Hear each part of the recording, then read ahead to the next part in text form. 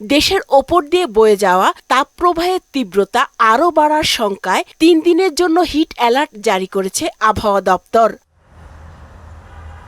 গরমের তীব্রতায় জীবন যেন থমকে যায়। গত কয়েক বছর ধরেই বৈশাখের এই সময়টিতে তাপমাত্রা এরকম থাকে, এবারও সেটির ব্যতিক্রম হয়নি।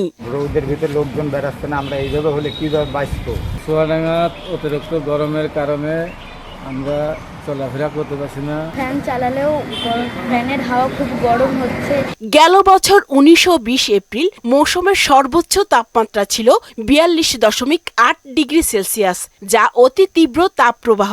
কাছাকাছি সময়ে বৃষ্টি না হলে এবার ভেঙে যেতে পারে রেকর্ড। যেরকম আছে এরকম কম বেশি থাকবে, সেক্ষেত্রে তাপপ্রবাহের আওতাটা আরো বাড়তে পারে এবং সেক্ষেত্রে তাপমাত্রা বাড়লে সেক্ষেত্রে তাপের তীব্রতাটা কিছুটা বাড়তে পারে।